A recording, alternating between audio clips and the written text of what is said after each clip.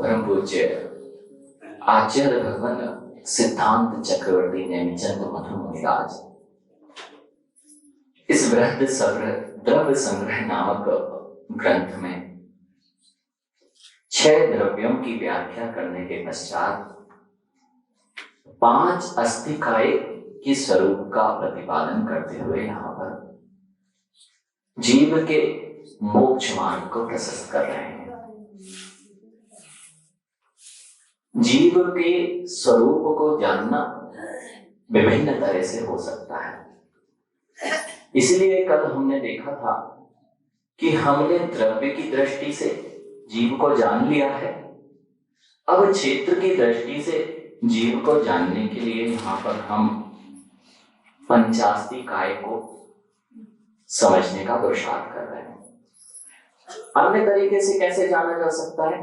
तो अन्य तरीके से जब जानने की बात आएगी तो पर्यायों की दृष्टि से, काल की दृष्टि से जाना जाएगा। तब हम इन्हीं 6 द्रव्यों को 9 पदार्थ के रूप में जानेंगे और इन्हीं 6 द्रव्यों को जब भाव की प्रधानता से देखेंगे तब वे तत्व की दृष्टि से देखे जाएंगे। 6 द्रव्य एक होने पर भी संज्ञा की अपेक्षा से भेद किया है, लक्षण की अपेक्षा से भेद दृष्टि की है और प्रयोजन की दृष्टि से भेद किया है, लेकिन वस्तु एक है। कल इसको बहुत अच्छे से हमने अनेकांत दृष्टि क्या होती है, यही होती है वस्तु एक होने पर भी वस्तु में जब विभिन्न गुण देखे जाते हैं उसका नाम अनेकांत दृष्टि हुआ करती है। अनेकांत दृष्टि क्या है? वस्तु तो अनेकात्मक ही है। वस्तु कैसी है? अनेकांत में अनेकांतात्मक, जिसमें अनेक अंत हो, अनेक धर्म हो, उसका नाम अनेकांतात्मक।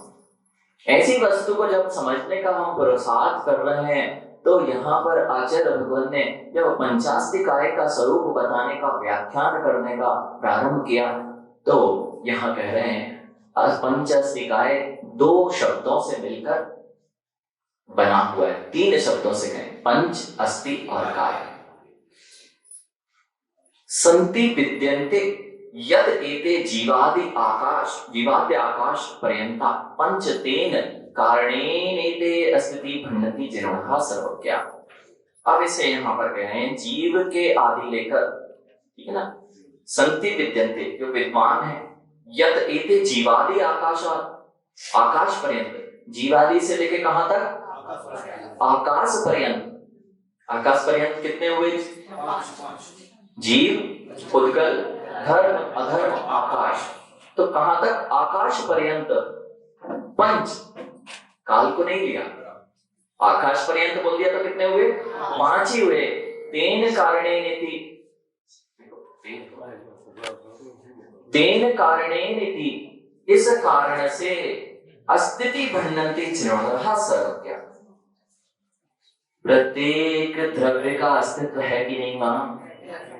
जब तक अस्तित्व नहीं समझ में आएगा, अस्तित्व होना ये तो द्रव्य का स्वभाव है, अस्तित्व होना द्रव्य का स्वभाव है, फिर पंचास्तिकाय में 5 को ही क्यों ग्रहण किया, ये प्रश्न आ जाएगा। तो यहाँ तो प्रथम पंक्ति में आचार्य भगवान ने कहा 5 का जो अस्तित्व है वह तो है, 6 का भी अस्तित्व है, छठे काल का भी अस्तित्व है, लेकिन यस्मात् काया एव बहुप्रदेशात् तस्मात् कारणाश्च भण्णन्ति जीर्णः।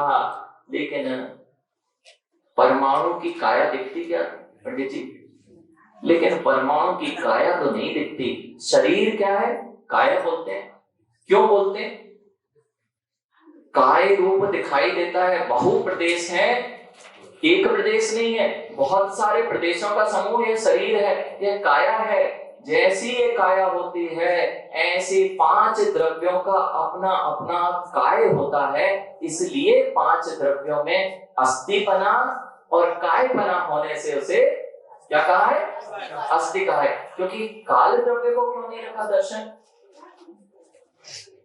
क्योंकि काल का हमने देखा था प्रत्येक परमाणु भिन्न भिन्न रत्न राशि की तरह है, उसमें अपनी काय नहीं है। एक प्रदेश में क्या काय कहें, काय तो प्रचय समूह, बहुत सारे परमाणुओं का समूह का नाम क्या होता है, काय होता है। इसलिए जब हम काय का बात करते हैं, शरीर की बात करते हैं, तब काय ऐसा काय किसी का दिखाई, छह द्रव्यों में किसका, छह द्रव्यों में मात्र 5 ही द्रव्य ऐसे हैं जो अपने प्रदेशों के समूह सहित रहते हैं। इसलिए पंच, अस्थि और काय।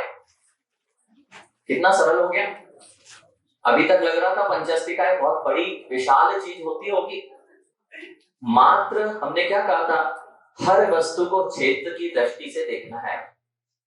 इसका क्षेत्र है कि नहीं, एक क्षेत्र, जिस क्षेत्र पर ये रखा, ये पुस्तक है,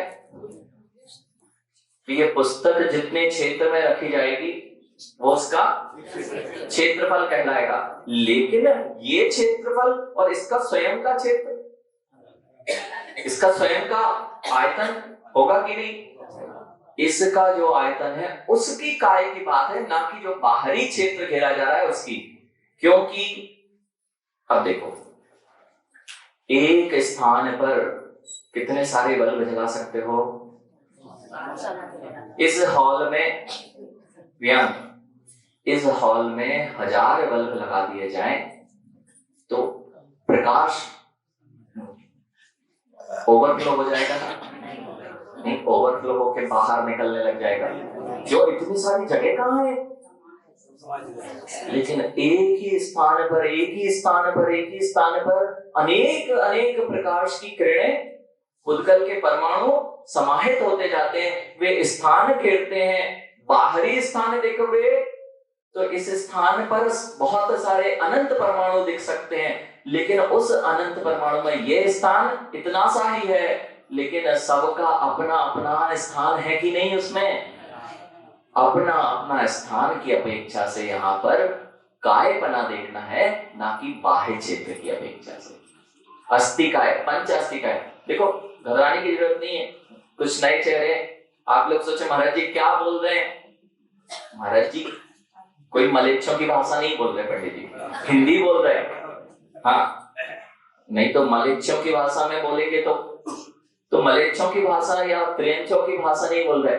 इसलिए हमें थोड़ा सा ऐसा लग रहा है कि चल क्या रहा है, क्योंकि हमने पहले प्रवेश किया।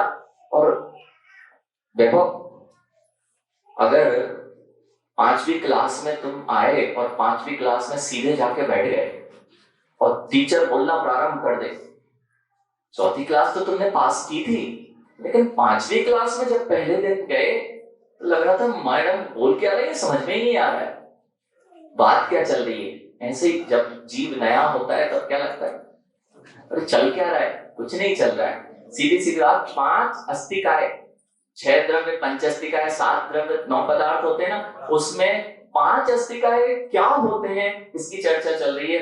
पंच अस्थि काय 5 अस्थि रूप है, यानी जिनकी एग्जिस्टेंस, सत्ता है, अस्तित्व है उनका, और जिसके पास में बहुप्रदेशत्व है, अर्थात उसकी काया है, उसका नाम पंचास्थि काय है। ऐसे कौन कौन से द्रव्य हैं, तो 5 ही हैं, जीव, उद्गल, धर्म, अधर्म, आकाश। बस काल नहीं है, क्योंकि उसमें समूह रूप काय का दिखना नहीं है। एवं न केवल पूर्वोक्त कारणेन अस्तित्वेन युक्ता अस्थि संज्ञा तथैव कायत्वेन युक्ता काय संज्ञा भवन्ति, किंतु उभय मिलाप केन अस्थि काय संज्ञा भवन्ति। तो इसका अर्थ यह है कि अस्तित्व तो काल में भी होता है, काल द्रव्य का भी परमाणु है, उसका अस्तित्व है कि नहीं।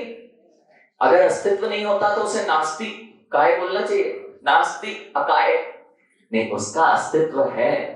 लेकिन यहां क्यों नहीं ग्रहण किया, क्योंकि हमें दोनों का जोड़ रूप अस्तित्व भी होना चाहिए और बहुप्रदेशक भी होना चाहिए। ये दोनों जहां मिलते हैं उन द्रव्यों का नाम पंचास्थि काय है, शेष का काल द्रव्य का नाम पंचास्थि काय नहीं है। इतनी सी बात कही है। यहां तक ये गाथा का अर्थ पूरा हो गया। अब आचार्य भगवान विशेष समझा रहे हैं, जो अपन ने कल दर्शन बहुत अच्छे से समझा था। भाई हो, भतीजे हो, पुत्र हो, तीनों चीजें एक साथ कैसे हैं? तीन अलग अलग चीजें हैं, तो तीन लोगों में होंगी। दर्शन, नाक है कि नहीं, कान है कि नहीं, तो शरीर है कि नहीं। तो नाक अलग है, शरीर अलग है ना। हाँ, फिर नाक अलग बोला, शरीर अलग बोल रहे हो, कान अलग बोल रहे हो, शरीर। तो ऐसी चीज बताओ जिसमें नाक ना हो, कान ना हो, मुंह ना हो, आंख ना हो, और शरीर को लाओ। शरीर को ला पाओगे क्या? शरीर जब बोलते हो तो वहां नाक है, कान है, फिर नाक और कान को अलग अलग बोलने की क्या आवश्यकता है? शरीर बोलो ना मान। बहुत बढ़िया, यही बात समझनी है। हम शरीर को देखने पर भी अंग के साथ में अंगी को देखते हैं। अंगी अर्थात पूरा शरीर, और अंग अंग भिन्न भिन्न दिख रहे हैं, लेकिन है एक ही स्थान पर, एक ही स्थान पर है कि नहीं। ऐसे ही जब हम आत्म द्रव्य में दर्शन देखें, ज्ञान देखें, सुख देखें, वीर देखें, तो इतनी सारी चीजें एक में कैसे? आत्मा का नाम ही ज्ञान, दर्शन, सुख आदि अनंत गुणों से युक्त है। जैसे आंख, कान, नाक, बाल, ये सब से ही मिलकर शरीर बना है, इससे पृथक नहीं है। इनका सत्ता एक ही है, कोई भिन्न सत्ता नहीं है। इसी का नाम है, जो बोलते ना, बहुत लोग तुम्हें बोलेंगे भेद, भेद देखना, अभेद में भी भेद देखना, और भेद में भी देखो, ये टोपी वाले भैया, भेद में अभेद दृष्टि, जिन्वाणी के पूर्णतम रहस्य है। अगर ये समझ में दुनिया को आ गए ना पंडित जी, तो लड़ाई नहीं हो सकती, घर में भी नहीं लड़ाई हो सकती, बाहर भी लड़ाई नहीं हो सकती। जितने लोग लड़ रहे हैं वो इसलिए लड़ रहे हैं कि उनके पास यह दृष्टि नहीं आई है कि यदि किसी ने प्रियांक तुम्हें छोटा बोल दिया तो तुम लड़ने खड़े हो गए, और किसी ने तुम्हें बड़ा बोल दिया तो तुम बड़े प्रसन्न हो गए।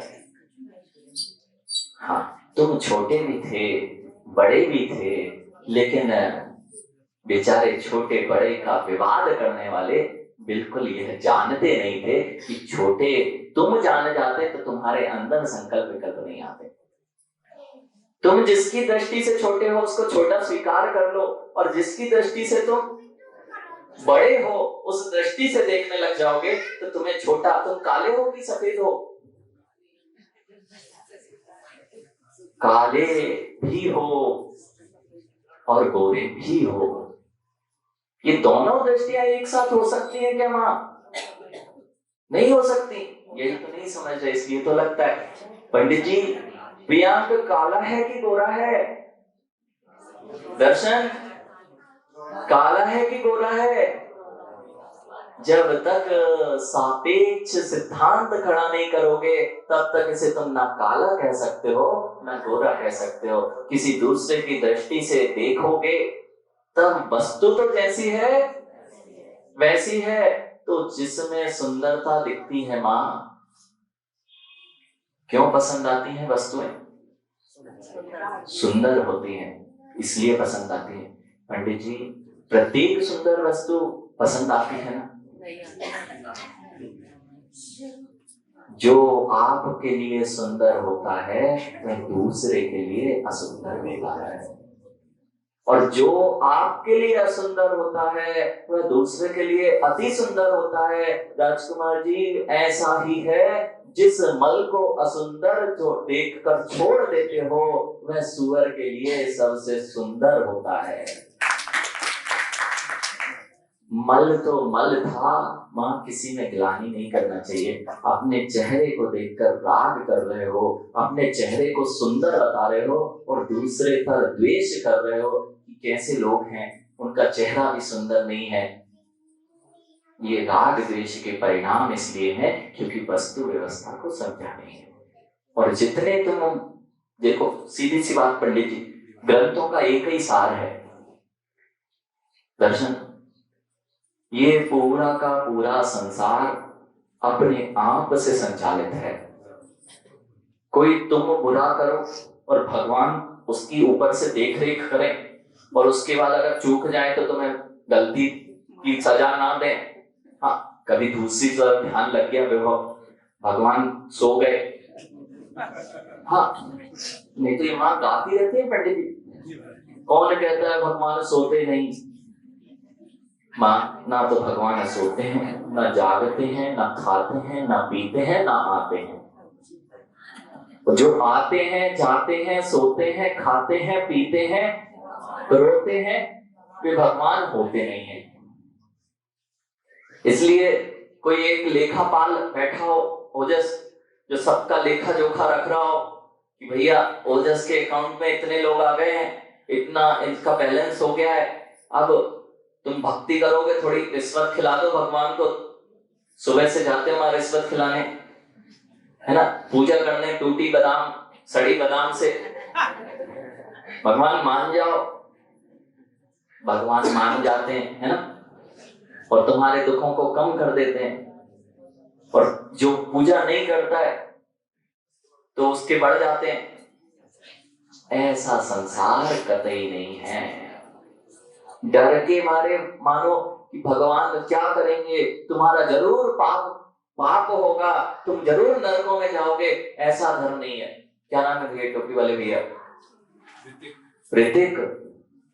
मंदिर इसलिए आना चाहिए, अगर मंदिर नहीं आओगे ना तो नरक मिलेगा। पाप बच्चों को कैसे सिखाते हो? माँ ऐसे ही तो डराते हैं कि तुम मंदिर नहीं आए तो पंडित जी नरक में जाओगे, तुमने 5 पाप किए तो। डराओ नहीं, सत्यता का भान कराओ। जिस दिन सत्यता का भान हो जाएगा, इनको डरना लग जाए तो बहुत अच्छी बात है। पंडित जी, जितने लोग अपराध करते हैं, इनको अपराध बोध नहीं होता है, इसलिए अपराध करते हैं। अपराध लगने लग जाए तो अपराध नहीं हो सकता। छोटी सी बात में लोग एक दूसरे का सिर फोड़ने तैयार हो जाते हैं, तब अपराध लगता ही नहीं है। कोई भी बात हो, जीवन में ध्यान रखो, जितने लोग यहाँ पर हैं ईशान, एक बात ध्यान रखो, कोई भी विषय लड़ने के लिए होता ही नहीं है। कोई भी विसंवाद हो मां, विसंवाद आपके घरों में हो सकता है। वर्षों से जीवन में अपने संबंधियों से आपने बात ना की हो, ऐसा हो सकता है। कमलेश भैया, समाज में ऐसा हो सकता है कि किसी से हमारी बोलचाल ना हो, इस तरह के भाव हो सकते हैं, हम उसकी तरफ देखना नहीं चाहते, इस तरह का विसंवाद हो सकता है। ये सारे विसंवाद या तो पूर्वकृत कर्म के उदय में जीव जन्मजात बैरी हो तब दिखते हैं, अथवा घर में ही मां, घर में तो बैरी नहीं थे, घर के तो संबंधी ही थे, फिर भी ये विसंवाद बढ़ा क्यों? क्योंकि आपने पंडित जी, ऋतिक, माचिस की तीली देखी है? माचिस की तीली को बुझाने की ताकत रखते हो? माचिस की तीली जल रही है, उसको बुझाने की ताकत रखते हो कि नहीं? उस माचिस की तीली को बुझाने की ताकत एक बच्चा भी रखता है, और उस माचिस की तीली का ही प्रभाव होता है कि पूरे जंगल में आग लग सकती है। कमलेश भैया, बस यही होता है समाज में, यही होता है विघटन का कारण। 2 लोग लड़ पड़े वैभव, 2 लोग लड़ पड़े, वह थी चिंगारी, उससे पूरी समाज जल जाती है। हवा देने वाले चिंगारी को ज्वाला बना देते हैं। कभी भी तुम्हारे घर में मां विसंवाद हो, उसको हवा मत दो, वहीं पे मसल दो, तो कभी ज्वाला नहीं बनेगी। और उसको तुमने हवा देना, आप हवा तो नहीं देते ना मां, बिल्कुल नहीं देते, आप तो बहुत सीधे हो। चिंगारियां रहती हैं, किसी ने किसी से कुछ बोल दिया है, उसको बोलने की जगह तुम हवा देते हो, 10 में फैलाते हो। वह चिंगारी जब 10 में फैलती है, फिर 1000 में फैलती है, और फिर राष्ट्रव्यापी चिंगारी बन के नहीं, ज्वाला बन के पूरा सब कुछ तहस नहस। फिर किसी के नियंत्रण में आती क्या कमलेश भैया? अपने समाज को एकजुट रखना है तो दूसरे के छोटी छोटी चीजों को वहीं पर भूलना सीख जाओगे, वहीं पर दबाना सीख जाओगे, तो यह समाज चमक सकती है। नहीं तो छोटी छोटी चिंगारियां पूरे के पूरे समाज को तबाह करने के लिए सक्षम है। समाज नहीं, परिवार को देख लो। मां, हो गया विवाद, अपने ही था, लड़ लिए भाई से, बंधु से, बहू से, भाई से, पिता से। अब पिता में पिता नहीं दिख रहे, भाई में भाई नहीं दिख रहा। क्यों? थोड़ी सी चिंगारी थी, अगर उसी समय बुझा देते तो अग्नि न बनती। लेकिन हमारे परिणामों ने इतनी हवा दी कि वह अब हमें अंदर ही अंदर ज्वालामुखी की तरह जला रही है। जितनी जल्दी भूलना सीखोगे, कितनी भी बड़ी समस्या हो मां, देख लेना, एक चम्मच से पंडित जी, एक चम्मच से लोग न्यायालय में खड़े मिलते हैं। ये मां से मिलो, मां क्यों दूसरे के घर तुरंत जैसे ही गए और 2 टुकड़े घर के, हमारे में 5000 रुपए और आने थे, एक चम्मच उनके में ज्यादा चली गई, 1 इंच भूमि उन्होंने हमारी दबा ली। ये 1 इंच भूमि, ऐसे ऐसे लोग हैं पंडित जी, ऐसे ऐसे उदाहरण है। करोड़ों की संपत्ति है 2 भाइयों के पास और वे अभी चले गए। ऐसा अभी का दृष्टांत है, अभी देखने में आया। मां, करोड़ों के घर जायदाद हैं, लेकिन दोनों न्यायालय में खड़े थे, दोनों के दोनों चले गए। अब वे कभी भोग नहीं कर पाए, वे न्यायालय में ही पड़े हुए हैं। कितने से? करोड़ों की संपत्ति। अगर करोड़ अपने भाई के पास चले भी जाते आधा करोड़, तो अपने भाई के पास भाई क्यों नहीं दिख रहा था? कितने से विवाद चालू हुआ था? जिस भाई के साथ में एक साथ बैठकर आंगन में खीर खाई जाती थी, वह भाई अब देखने के लायक भी नहीं दिखता है। चिंगारी पंडित जी, चिंगारी। कोई भी विवाद ज्वाला से प्रारंभ होता ही नहीं है। जितने विवाद हैं ऋतिक, कहां से प्रारंभ होंगे? जब भी मन में संकल्प विकल्प बढ़ेंगे। बेटा देखो युवाओं, एक बात ध्यान रखना, आज सबसे बड़ी समस्या युवाओं हो या बच्चियां हो, प्रारंभ होते हैं आंख से आंख मिल जाना। प्रारंभ कहां से होगा? विपरीत लिंग से आंख मिलती है, लगता है कुछ नहीं हुआ, पहले आंख से आंख, मुस्कुराहट, फिर ये फोनों पे बात। पंडित जी, ये चिंगारी बढ़ती जा रही है, और इस चिंगारी को बढ़ते बढ़ते आदमी इतना त्रस्त हो जाता है कि वह घर परिवार भूलकर आत्महत्या और हत्या जैसे कार्य कर देता है। कहां से प्रारंभ हुआ? केवल देखने से, दृष्टि से। पंडित जी, वो चिंगारी थी, तुम उसी समय उसे दबा देते, तुम्हारे अंदर जो वासनाओं की आग भड़क रही है वह ना भड़क पाती। क्यों लोग वितरागता की ओर नहीं बढ़ पाते? ऋतिक, लगता यह है कि मुनिराज पलायन कर गए। वैराग्य को लोगों ने पलायनवाद मान लिया।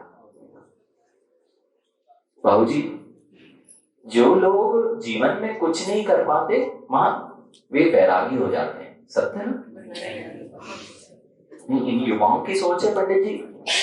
हाँ, नहीं तो ये माँ भी सोचती है। कई लोग आते हैं आचार्य भगवान के पास, महाराज जी ये कुछ नहीं करता, आप तो अपने साथ ले जाओ। इसकी बुद्धि नहीं चलती, महाराज जी आपके पास रख लो। अरे भैया, जो घर गृहस्थी नहीं चला सकता वह मोक्ष मार्ग में क्या सकता है? यहाँ जो घर गृहस्थी से भाग के आते हैं और जो घर गृहस्थी ना चलाकर तंग होकर आते हैं, वे ही समाज में मुनि बनकर, साधु बनकर समाज का विघटन करते हैं, क्योंकि घर भी नहीं चला पाए। अब यहाँ समाज चलाने की बात आई है। साधु वह नहीं है जिसकी बुद्धि चल रही हो, जो पढ़ाई में कमजोर हो। अरे वहां तो क्या है ऋतिक, थोड़ी देर कुछ साल पढ़ना पड़ता है, यहाँ तो जीवन पर्यंत साधु ज्ञान और ध्यान में लीन रहा करता है, उसका नाम साधु होता है। जो लोग ये सोचे मुझे अच्छा है पढ़ाई नहीं करना पड़ेगी, मुनि बन जाओ, तुम क्या पढ़ाई करते होगे? सुबह 3:30 बजे से उठ के, छुट्टी भी नहीं मिलेगी दर्शन। हाँ, सोचो कि भैया संडे है आज तो 9 बजे तक सो लेंगे ऋतिक, तो यहाँ तो 12 महीने ठंडी हो चाहे गर्मी, है ना, वहां हीटर हो। जो लोग ये सोचते हैं कि मुनि कुछ नहीं जानते इसलिए मुनि बना जाता है, ये लोग गलत हैं। ये लोग अपने जीवन में सही मार्ग जान गए इसलिए मुनि बन पाते हैं। ये पलायन का मार्ग नहीं है, पलायन तो तुम लोग करते हो, अपनी वासनाओं से हार जाते हो, इसलिए पर स्त्री के पीछे भागा करते हो। क्यों भागते हैं लोग? अपनी कषायों पर विजय प्राप्त नहीं कर पाए हो, अपने अंदर की काम वासनाओं पर विजय प्राप्त नहीं कर पाए, इसलिए दूसरे के पीछे, दूसरे को लिए घूमना पड़ता है।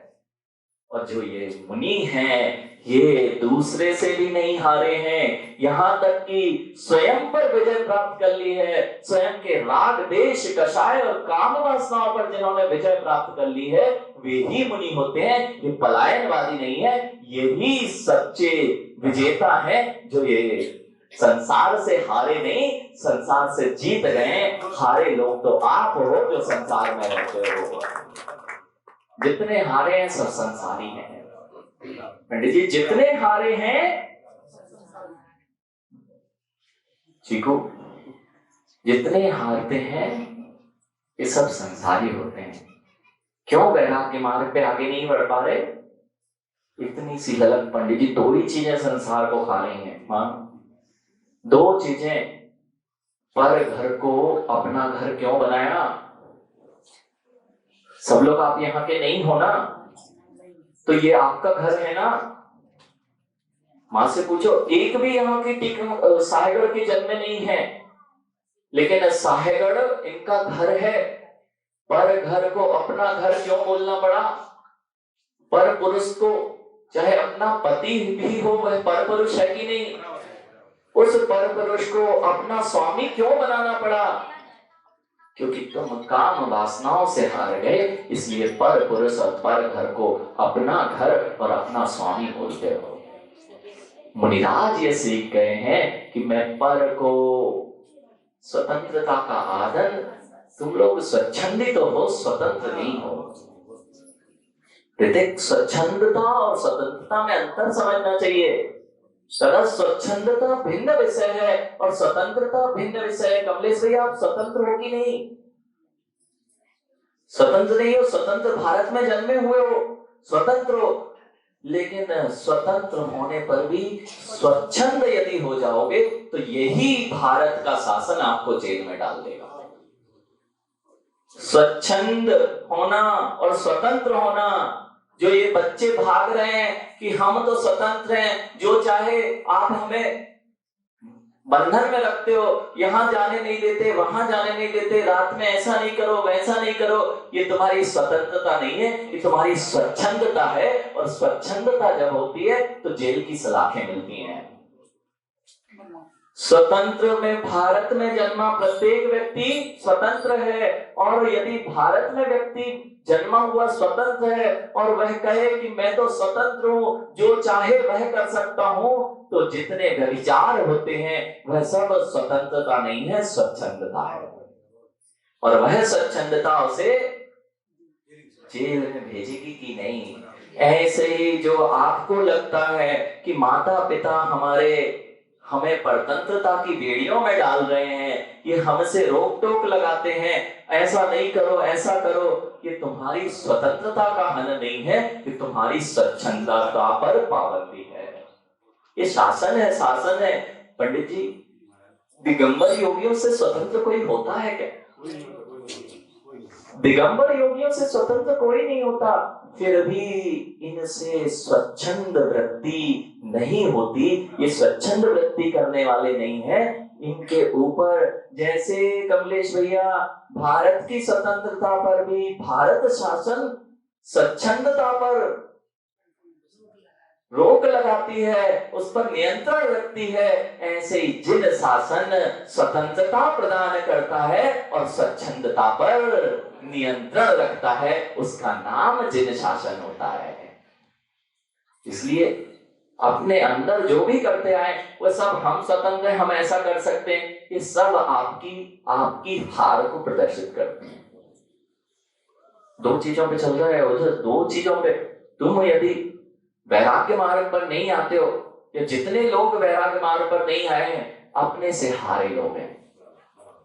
पंडित जी, जब संसार को पढ़ो तो दो चीजें ही आती हैं सामने। एक है, या ये कहें कि मात्र एक चीज सामने खड़ी है, वह है काम वासनाएं। और वह काम वासनाओं पर जब विजय प्राप्त नहीं कर पाता, कमलेश भैया शादी क्यों करना पड़ी? काम वासनाएं अगर चित्त में नहीं होती, और ये कहें कि पिताजी ने घोड़े पे बिठा दिया था, ये तो कहते हैं महाराज जी पापा मम्मी बढ़ने नहीं देते मोक्ष मार्ग में, मोक्ष मार्ग में बढ़ने नहीं देते कि तुम्हें बढ़ने की इच्छा नहीं है इसलिए बढ़ते नहीं हो। क्योंकि जब ओजस ये सब ऐसे ही कहेंगे प्रियान कि मैं अकेला हूं, मेरे को परिवार देखना है, हाँ ऐसे ही तो आप समझाते हो। अगर अकेला बेटा हो तो मुनि बनना चाहिए क्या? नहीं।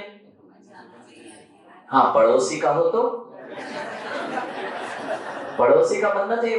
बहुत समझदार।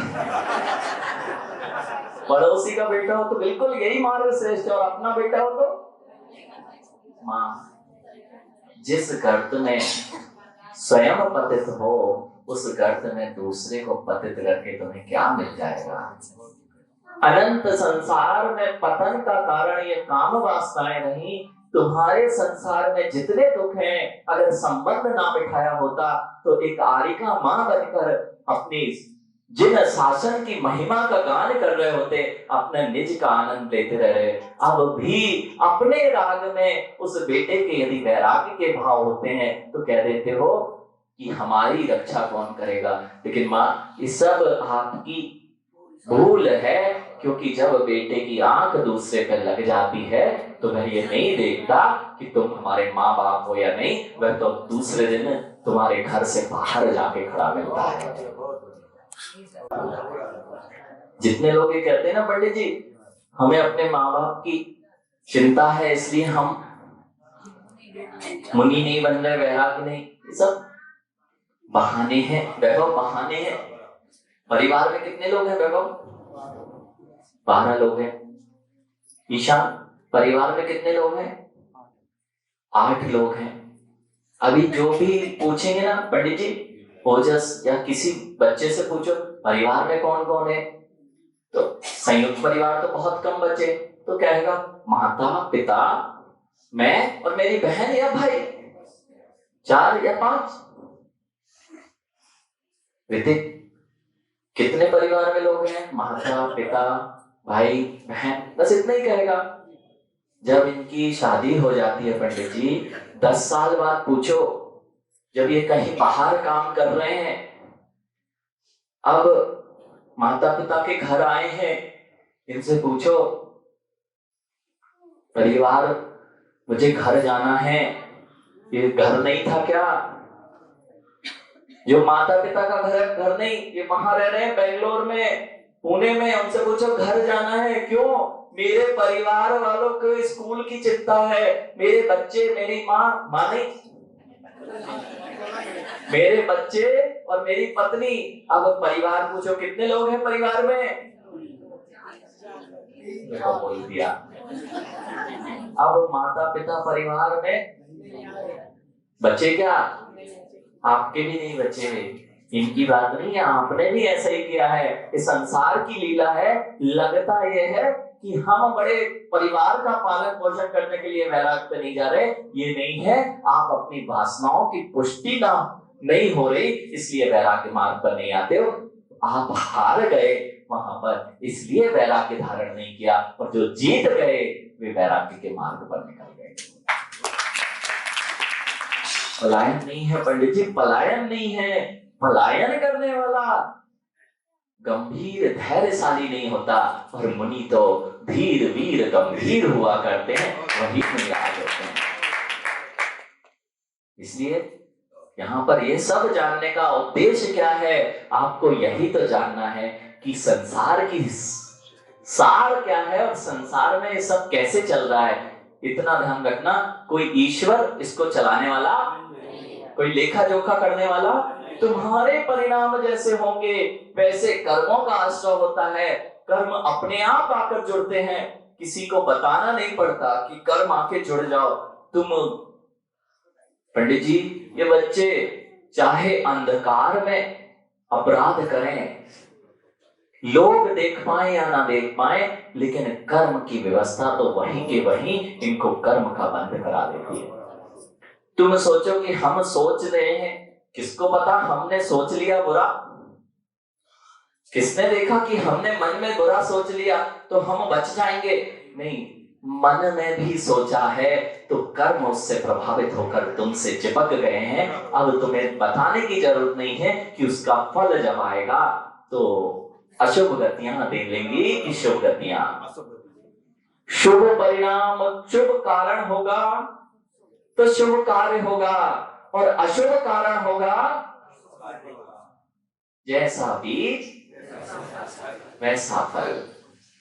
बीज तुम बो रहे हो अशुभ के और शुभ पर्यायों में जाना चाहते हो प्रति समय। अब शब्द पंडित जी बहुत दयनीय स्थिति होती जा रही है। शिक्षा पद्धति हो, बाहर के बड़े बड़े विद्यालय हो, महाविद्यालय हो, उनकी जब स्थिति देखो तो केवल जीव काम वासनाओं की चपेट में दिखाई देता है। मोबाइल में तो और स्थिति खराब कर दी है। अब वह शांत नहीं रहता है, अपनी वासनाओं की पूर्ति प्रति समय इस मोबाइल में करता रहता है।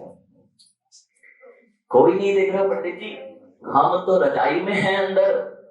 बेटा, रजाई में भी पाप करोगे तो बीज कौन सा बो रहे हो ये सोच लेना।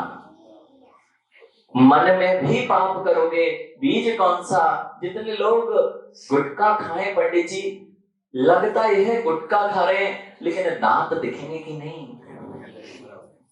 गुटखा अगर संडास में जाके भी खाएंगे तो दांत बता देंगे कि गुटखा खाया है। ऐसे ही तुम छुप कर कितने भी पाप करोगे, जब पाप कर्म का उदय आएगा तो वह बता देंगे कि यह जीव कितने पापों से ग्रसित था।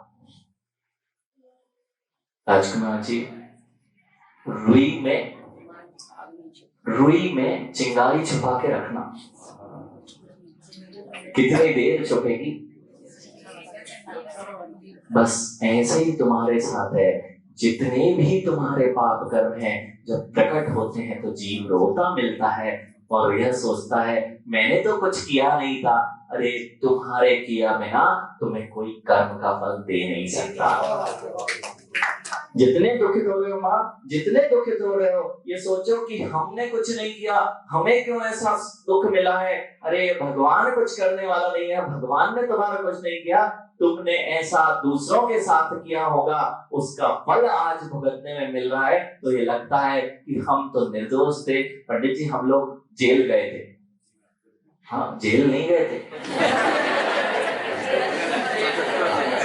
नहीं तो हाँ, बड़े समझदार है, बताना पड़ता है। ऋषिक जेल गए थे हम लोग, लेकिन ऐसे नहीं गए थे जैसे लोगों को ले जाया जाता है। बाकायदा ससम्मान गए थे, है ना। और वहां पे मंच लगा था, माइक लगा था।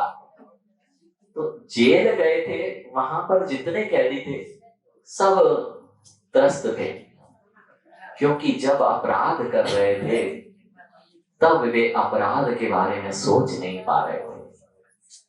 जब अपराध कर चुके तब भी कई कैदी भूल चुके थे कि हमने अपराध कर लिया है, लेकिन जब पुलिस ने आके उन्हें पकड़ लिया अब रोते मिल रहे थे कि हमने तो कोई अपराध नहीं किया, हमें क्यों, हमने बचपन में किया था, गलती हो गई। अब क्या बोलते, हम क्रोध में थे, आवेश में थे, कषायों के आवेश में थे।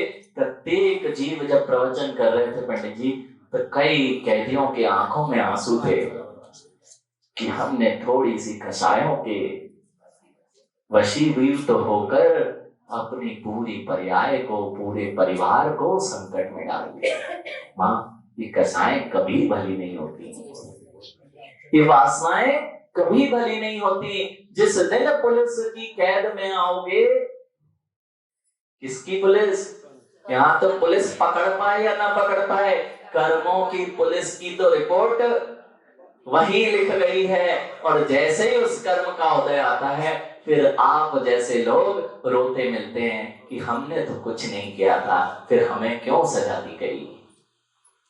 ये सब जानना भी बहुत जरूरी है कि भगवान कुछ नहीं करता। अब यहाँ पर जो हम पंचास्तिकाय का विषय ले रहे थे कि ये सब विषय क्यों चल रहा है पंडित जी, कि एक ही व्यक्ति है, उसके सब कुछ दिखने पर भी, नाक कान आंख सब अलग अलग होने पर व्यक्ति एक ही है। अब यहाँ पर आचार्य भगवान उसी विषय को बहुत अच्छे से खुलासा कर रहे हैं। इदानीं संज्ञा लक्षण प्रयोजनानि भेदपि अस्तित्वेन सह अभेदं दर्शति। संज्ञा लक्षण प्रयोजन की अपेक्षा से कान अलग, आंख अलग। संज्ञा लक्षण प्रयोजन समझ में आ रहा है? संज्ञा कान नाक आंख, ये संज्ञा अलग अलग है ना, सबका नाम अलग अलग है, उसका नाम संज्ञा। तो संज्ञा की अपेक्षा से अलग अलग है, सबके लक्षण अलग अलग है कि नहीं? एक देखते हैं, एक सुनते हैं, एक से सुनते हैं, और प्रयोजन, सबका प्रयोजन अलग अलग है। संज्ञा लक्षण प्रयोजन की अपेक्षा से भिन्न होने पर भी इनमें जब शरीर रूप देखेंगे तो अभेद है, ऐसा यहाँ पर आचार्य भगवान ने कहा। तो यहाँ कह रहे हैं कि संज्ञा लक्षण प्रयोजन आदि से अस्तित्वादी जो गुण है, अस्तित्वादी गुणों में भेद दिखाई देता है, फिर भी जीव के सभी चीजें देखें तो एक ही में दिखाई देती है। और अच्छे से समझा रहे हैं यहाँ, तथा ही सबसे पहले शुद्ध जीव होता है और शुद्ध होता है, ये भी जानना जरूरी है। तो शुद्ध जीवास्ते अस्तिकाय यानी सिद्ध परमेष्टि। कौन हुए शुद्ध जीवास्तिकाय? अस्तिकाय है कि नहीं, उनके अपने प्रदेश हैं कि नहीं, आत्मा के प्रदेश हैं, और अस्तित्व है कि नहीं है। इसलिए शुद्ध जीवास्तिकाय सिद्धत्व लक्षण, उनका लक्षण क्या है? जो सिद्ध हो गए अब पुनः पुनः चले आना आएंगे क्या? चले नहीं आएंगे, वे बार बार संसार में अब वे नहीं आएंगे। ऐसे शुद्ध जीव, शुद्ध द्रव्य व्यंजन पर्याय, उनकी शुद्ध द्रव्य व्यंजन पर्याय, अर्थात अब किसी प्रकार की कर्म मल की कालिमा उनके साथ नहीं है, ऐसी शुद्ध द्रव्य पर्याय। शरीर नहीं है, अब ध्यान रखना सिद्धों का, क्योंकि शरीर तो पुद्गल था, ये मिली जुली अवस्था थी, और मिली जुली अवस्था हमेशा मिश्रण की अवस्था शुद्ध नहीं होती, अशुद्ध होती है। तो उनकी अवस्था कैसी है? शुद्ध। शुद्ध अवस्था में उनकी पर्याय कैसी होगी? शुद्ध पर्याय होगी। केवल ज्ञानादयो विशेष गुण, और केवल ज्ञानादि उनके क्या होंगे? विशेष गुण। अस्तित्व वस्तुत्व अगुरुलघुत्वादि सामान्य गुणाश्च, और क्या क्या गुण है उनके अंदर? अस्तित्व है कि नहीं? अस्तित्व वस्तुत्वम द्रव्यत्वम प्रदेशत्वम अगुरुलघुत्वम चेतनत्वम अचेतनत्वम मूर्तत्वम अमूर्तत्वम इति द्रव्याणाम 10 सामान्य गुण। सामान्य गुण देखें तो प्रत्येक वस्तु अस्ति है कि नहीं, एग्जिस्ट करती है कि नहीं, अस्तित्व है। तो जीव, शुद्ध जीव का अस्तित्व, प्रत्येक वस्तु में विशेष भी होता है और सामान्य भी होता है। विशेष और सामान्य से रहित कोई वस्तु होगी क्या? तुम मनुष्य हो, आप मनुष्य हो, मनुष्य की दृष्टि से सब सामान्य, आप स्त्री और आप पुरुष, ये विशेष पर्याय। सामान्य द्रव्य की दृष्टि से सब आत्मा आत्मा आत्मा, लेकिन सबकी आत्मा में विशेष भी होगा कि नहीं, उसकी पर्याय होंगी कि नहीं। शुद्ध जीव की शुद्ध पर्याय, विशेष पर्याय। तो सामान्य और विशेष से जो सहित होता है उसका नाम होता है वस्तुत्व। जो द्रवणशील हो उसका नाम होता है द्रव्यत्व, यानी परिणमन करते हैं। अपन ने देख लिया हर चीज परिणमन करती है। जो इस स्वभाव से सहित हो उसका नाम द्रव्यत्व। ऐसे 10 गुण होते हैं सामान्य गुण, जो प्रत्येक जीव में, प्रत्येक वस्तु में हुआ करते हैं। वह भी सिद्ध भगवान में होंगे कि नहीं? अरे एक भगवान 10-10 चीजें, यही बता रहे हैं। पर्याय, शुद्ध पर्याय, गुण अनंत, ज्ञानादि गुण एक में। कल का विषय तो नहीं भूले, दर्शन। अनेकांत, एक ही वस्तु है, इसके कितने गुण हैं? अनेक, अनंत गुणों से युक्त होते हैं। अनंत गुण तुम कब जान पाओगे कमलेश भैया? ये बच्चे विज्ञान को इसलिए तो कि देखो इतनी सी चीज है, परमाणु, उसकी खोज किए जा रहे हैं। इलेक्ट्रॉन ढूंढते हैं, प्रोटॉन ढूंढते हैं, न्यूट्रॉन ढूंढते हैं, उसमें भी अंदर पॉजिट्रॉन ढूंढते हैं। तो वैज्ञानिक को बड़ा मानते हैं। वो परमाणु को नहीं खोज पाए अभी तक, लेकिन जो भी वो परमाणु मानते हैं उसमें ये सारी चीजें ढूंढते हैं, तो बड़े वैज्ञानिक कहलाते हैं। दिखता भी नहीं है तो भी ढूंढते हैं, नहीं है ना तो उसमें इलेक्ट्रॉन प्रोटॉन है कि नहीं, मान लेते हो। क्यों?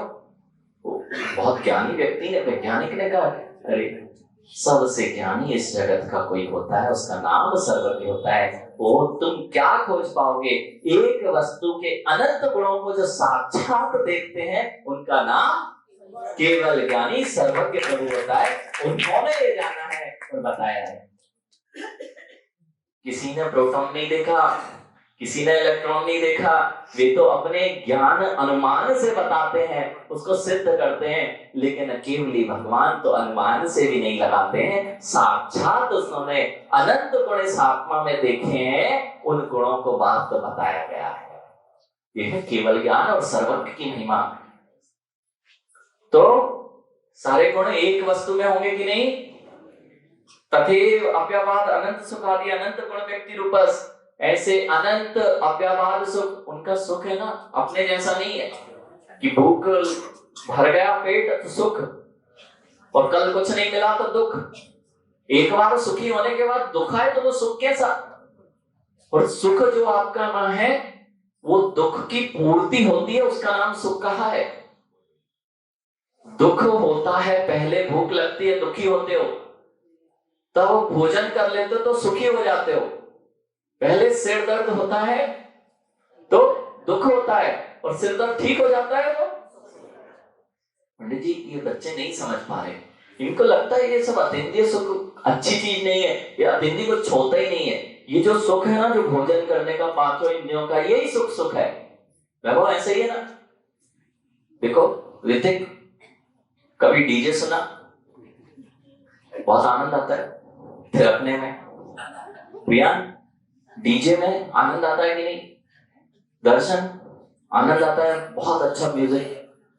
1 घंटे सुनना, 2 घंटे सुनना, 3 घंटे सुनना, 3 घंटे भी भूल गए। 3 घंटे सुना संगीत जो आनंद दे रहा था, चौथे घंटे में जब वह बंद होता है तब क्या आनंद आता है। सही है?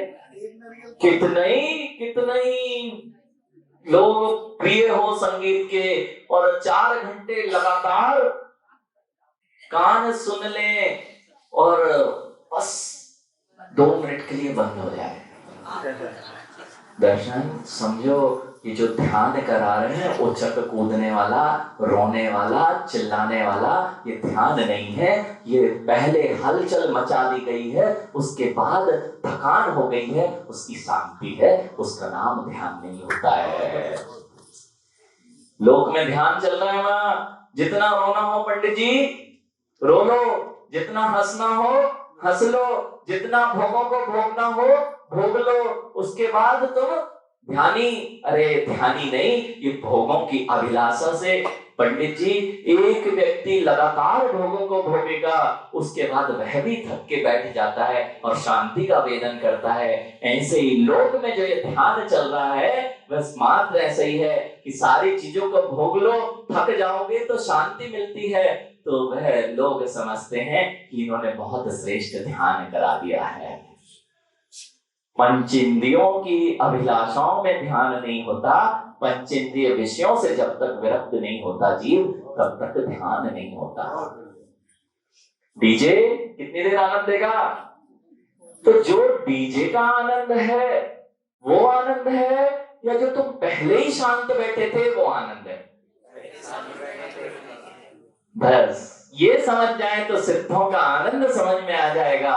इंद्रिय सुखों का आनंद तभी आता है जब इंद्रिय दुख होते हैं, और इंद्रिय दुख नहीं हो तो इंद्रिय सुख अनुभूत नहीं होते हैं। इसलिए दुख में इंद्रियों के जो भी सुख हैं वे दुख रूप ही है, क्योंकि थोड़ी देर होते हैं, पहले दुख से उत्पन्न होते हैं, फिर थोड़ी देर बाद नष्ट हो जाते हैं। लेकिन सिद्धों का सुख तो अतीन्द्रिय सुख है, उसमें अब दुख की कणिका भी नहीं है, अव्याबाद सुख है, निरंतर आनंद का सुख है, उसे लेना नहीं चाहते और इंद्रियों के ऊपर भागते हो, इसलिए अव्याबाद सुख नहीं पा पाते। इसका आनंद लेते हैं मुनिराज, इसी का आनंद लेते हैं, अंतेन्द्रिय सुख का। ठंड लगी तो पंडित जी अभी सब गर्मी गर्मी चिल्ला ठंड ठंड बोल रहे, अभी 2 महीने बाद इनसे पूछना तो कहेंगे गर्मी गर्मी गर्मी। तो जीव जीवन भर यही करता रहता है। इसलिए जो ये समझ जाते हैं कि इसमें शाश्वतता नहीं है, नित्यता नहीं है, हमें नित्यता पाना है तो अपने जो नित्य गुण है, अपना जो द्रव्य है उस पर दृष्टि करना पड़ेगी, और उसको यदि शुद्ध कर लिया तो ये सारी चीजों का जो हलन चलन है वह सब बंद हो जाएगा और परम आनंद अव्याबाद सुख प्राप्त होगा। वह होता है सिद्ध पर्याय में। 2 मिनट में छोड़ते हैं, विकल्प नहीं करना। हाँ, क्योंकि विषय थोड़ा सा बड़ा है, तो या तो कल इसको पुनः, हमने पंडित जी ये विषय बहुत मतलब जैसे कहे ना कि रूखा सूखा कोई बना दे माँ और भोजन में रख दे तो ये बच्चे भाग जाते हैं। माँ ढाबे पे क्यों जाते बच्चे, पता है आपको? क्यों? अच्छा बनता है ढाबे पे, इसलिए जाते हैं, है ना? आप घर में ही अच्छा बना दिया करो तो ये ढाबे पे नहीं जाया करेंगे। जैसे माँ रूखा सूखा भोजन में यदि थोड़ा सा सरसपना आ जाता है तो आनंद आता है। ये थोड़ा सा ऐसे ही था पंडित जी, थोड़ा हमने इसमें बघार अघार डालना पड़ता है, नहीं तो ये बच्चे यही सो जाएंगे। ये आते क्या द्रव्य संग्रह में ऐसे युवा बैठे हैं पंडित जी, ये सबसे बड़ा आश्चर्य है सायगढ़ में कि ऐसे युवा आके अगर द्रव्य संग्रह सुनने के बैठे हुए हैं तो नियम से ये भव्य जीव हैं जिनको अपने अंदर में भाव आ गए हैं कि वास्तविकता में जिनवाणी कुछ है। नहीं तो ऐसे युवा क्लब पब में तो मिलते हैं, जिनवाणी की सभा में नहीं मिला करते। इसलिए थोड़ा सा इन लोगों के लिए हम ये तो 2 मिनट में हम खत्म कर देंगे। इतनी सी बात चल रही है, अभी बताएंगे उत्पाद व द्रव्य गुण पर्याय, ये सब एक ही, जैसे आंख कान नाक है ना, हमने बता दिया सब आपको, लेकिन यहाँ पढ़ेंगे तो आप बोर हो जाते हो, तो हमने समझा दिया है। कल भी यही समझाया था कि प्रदेश की अपेक्षा से एकत्व होने पर भी ये सारे अनंत गुण एक वस्तु में रहते हैं। ऐसे ही जो ये अस्तिकाय है, शुद्ध जीव है, पुद्गल आदि है, इसमें अनंत गुण एक ही स्थान पर रहते हैं, फिर भी भेद में अभेद और अभेद में भेद। शरीर में भेद देखोगे तो अंग प्रत्यंग दिखेंगे, और अंग प्रत्यंग में अभेद देखोगे तो शरीर दिखेगा।